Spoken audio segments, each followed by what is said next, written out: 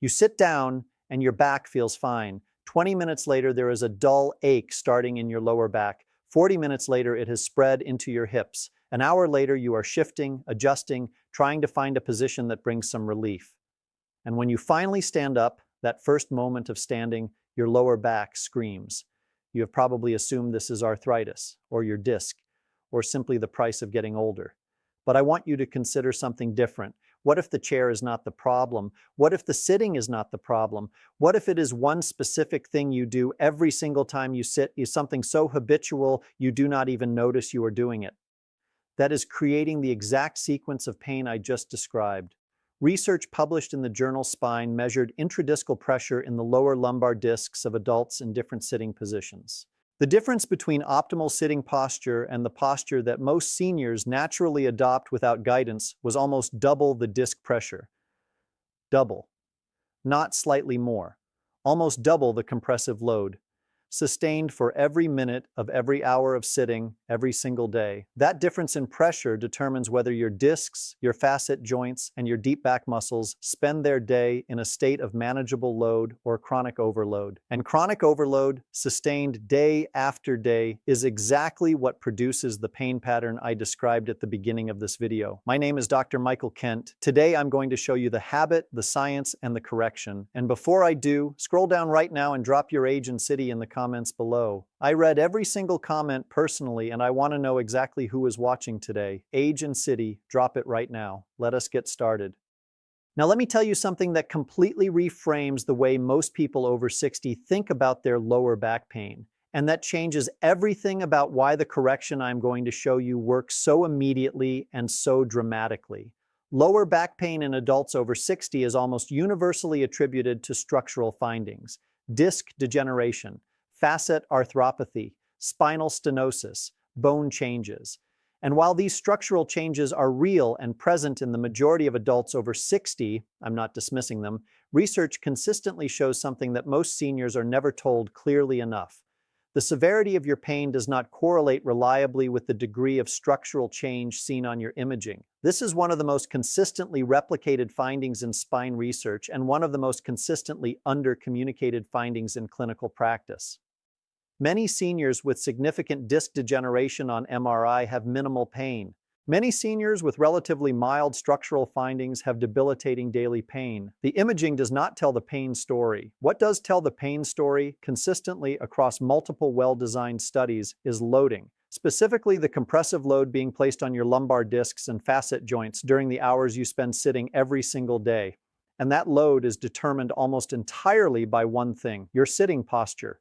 More specifically, one habitual component of your sitting posture that the vast majority of adults adopt unconsciously, and that creates a mechanical environment in your lower back that your discs, your joints, and your deep stabilizing muscles were never designed to sustain for hours at a time.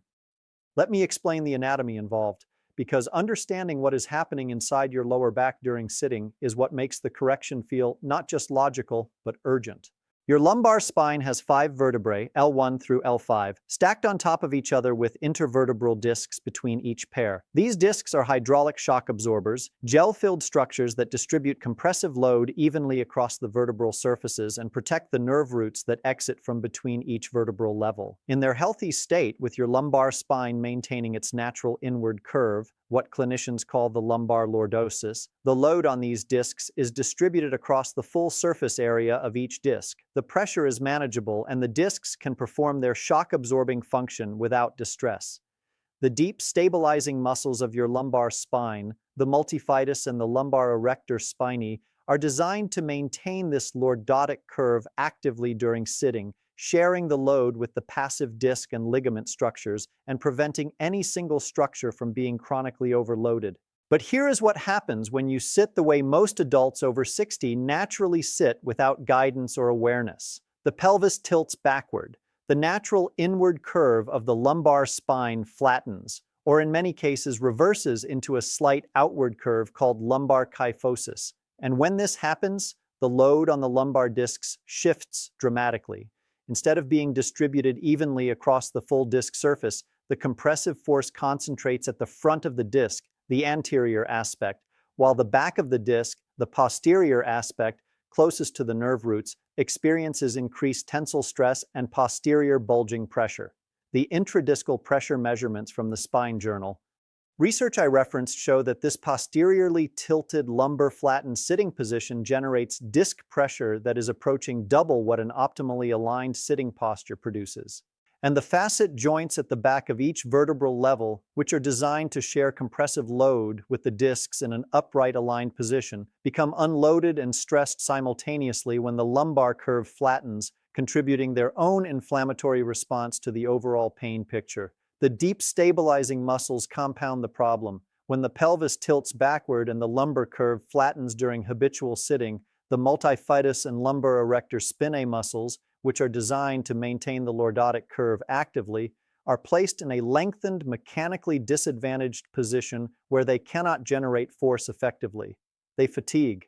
Over the course of an hour of sitting in this position, the deep stabilizers progressively disengage, leaving the passive structures, the discs, the ligaments, the facet joint capsules, to absorb the full compressive load without the muscular support they need. This is why your pain builds gradually through the sitting period rather than being present immediately from the moment you sit down. The first 20 minutes, your muscles are still partially engaged. By 40 minutes, they have fatigued significantly. By an hour, the passive structures are absorbing load that exceeds their design capacity, and they are communicating that excess load to your brain through the only language they have, pain. And the screaming pain of that first moment of standing is the acute release of the compressed, overloaded, inflamed disc and joint tissue that has been under sustained excessive pressure for the past hour being suddenly freed from that load. A mechanical decompression that your pain receptors interpret as acute distress before the tissue adjusts to the upright position.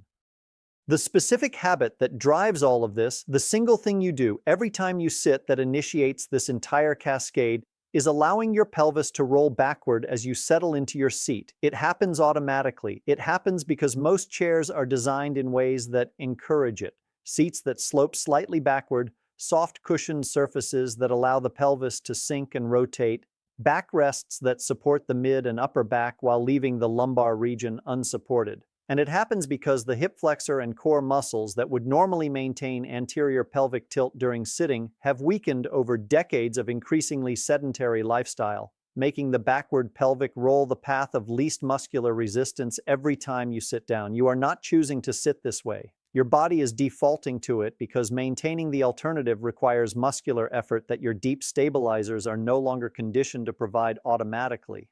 The correction addresses this at its precise mechanical origin, the posterior pelvic tilt, and it requires three specific components applied simultaneously. The first component is lumbar support placement. Most people who use lumbar support, whether a commercial lumbar cushion, a rolled towel, or a pillow, place it too high. They place it at the level of their waist or mid-back, which supports the thoracic spine rather than the lumbar spine, and actually encourages the posterior pelvic tilt rather than correcting it.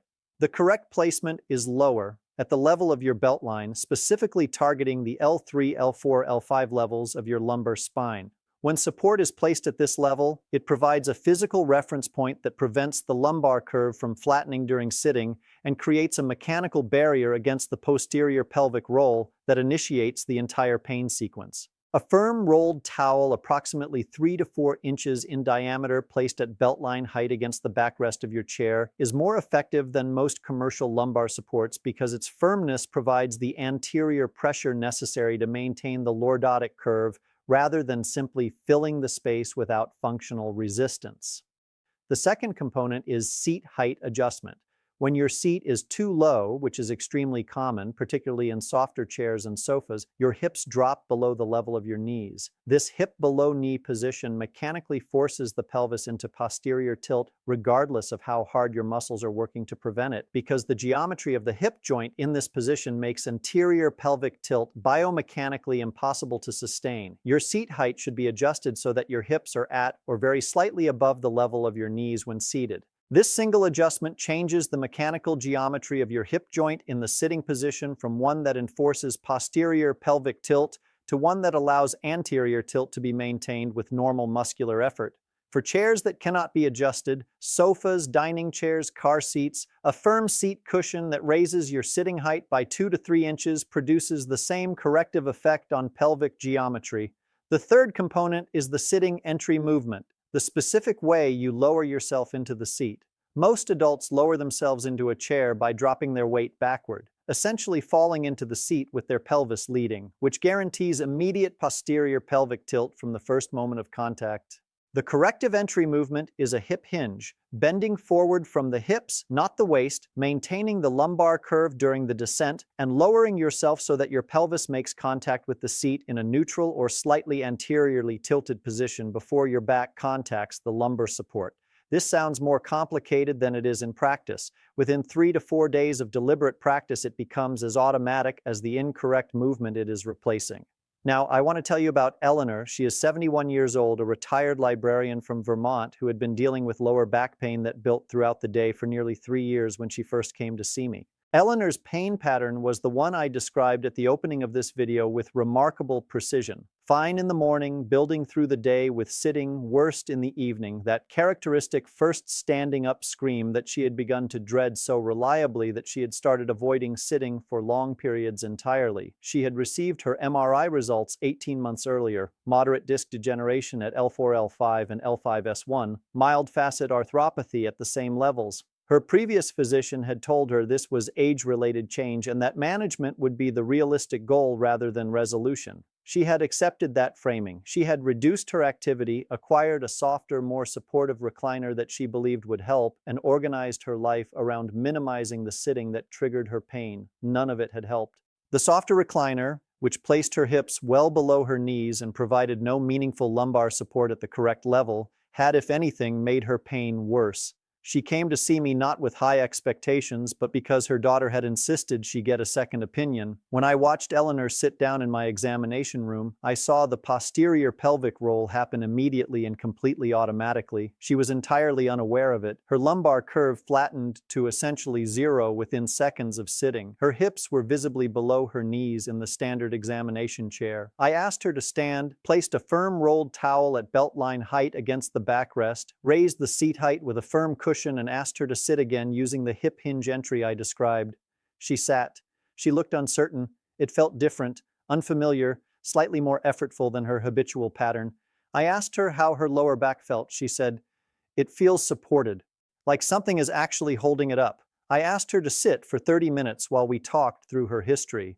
At 30 minutes, I asked her again. She said, "It does not hurt.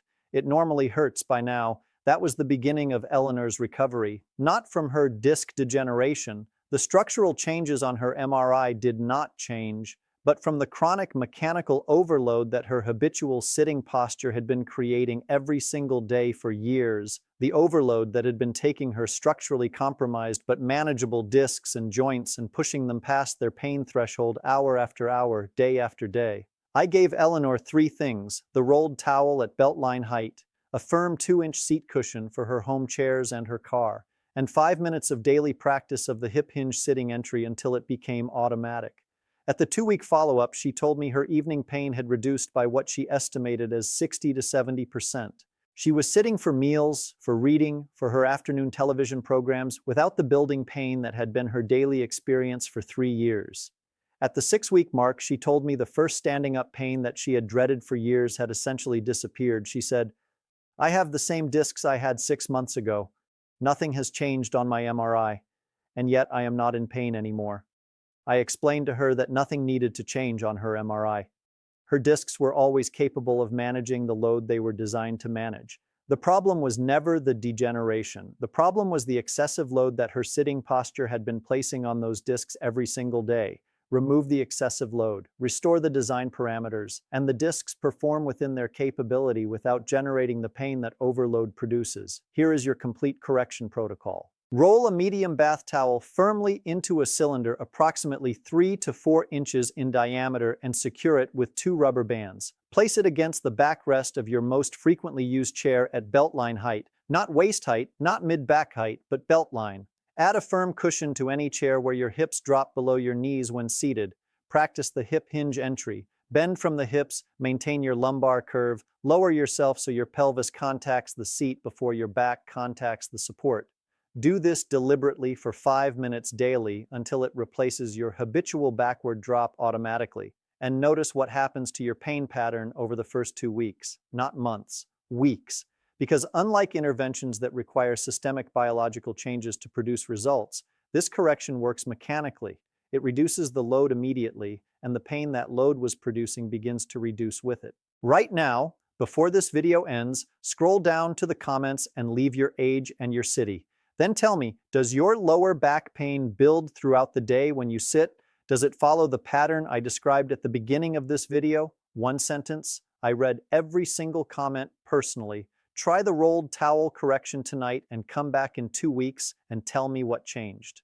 Eleanor went from 3 years of daily building pain to essentially pain-free in 6 weeks from a rolled towel and a cushion. Your correction starts tonight. I am Dr. Michael Kent, and I will see you in the next video.